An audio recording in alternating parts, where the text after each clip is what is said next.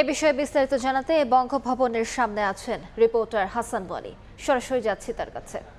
ওয়ালি, রাষ্ট্রপতির পদত্যাগের গুঞ্জনের মধ্যে আমরা জানি যে স্পিকার হাফিজউদ্দিন আহমদ দেশে ফিরেছেন তার সফর সংক্ষিপ্ত করে, এবং তিনি পদত্যাগের বিষয়ে জানেন না সেটি জানিয়েছেন। তবে একই সঙ্গে সংবিধান অনুযায়ী ভারপ্রাপ্ত রাষ্ট্রপতি হিসেবে দায়িত্ব নেওয়ার তিনি নিতে প্রস্তুত আছেন সেটিও কিন্তু জানিয়েছেন। সব মিলে কিন্তু রাষ্ট্রপতির পদত্যাগ ঘিরে যে গুঞ্জন সেটি কিন্তু আরও পোক্ত হয়েছে বলা চলে।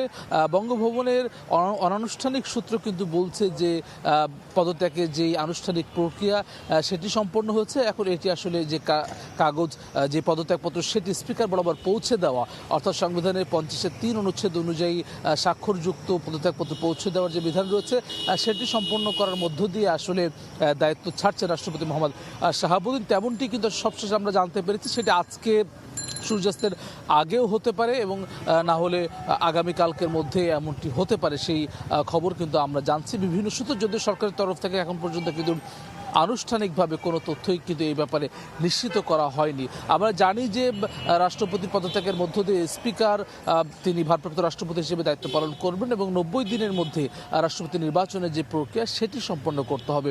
2023 সালের 24 এপ্রিল রাষ্ট্রপতি মোহাম্মদ শাহাবুদ্দিন তিনি দেশের 22তম রাষ্ট্রপতি হিসেবে শপথ নেন এবং তিনি কিন্তু দায়িত্ব পালন করছেন। অর্থাৎ আওয়ামী লীগ সরকার, শেখ হাসিনা সরকারেরও তিনি রাষ্ট্রপতি হিসেবে দায়িত্ব পালন করেছেন, পরবর্তী অন্তর্বর্তীকালীন সরকার এবং সবশেষে এখন নির্বাচিত বিএনপি সরকারের সময়ও কিন্তু রাষ্ট্রপতি হিসেবে দায়িত্ব পালন করছেন।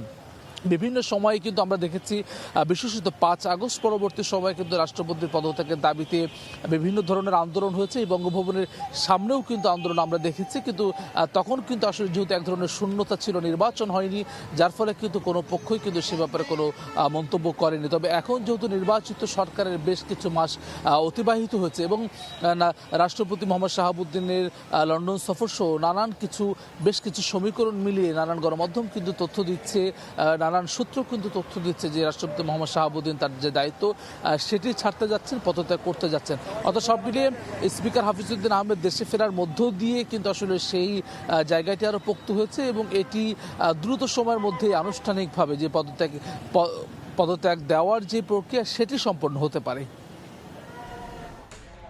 সরাসরি যুক্ত ছিলাম বঙ্গভবনের সামনে।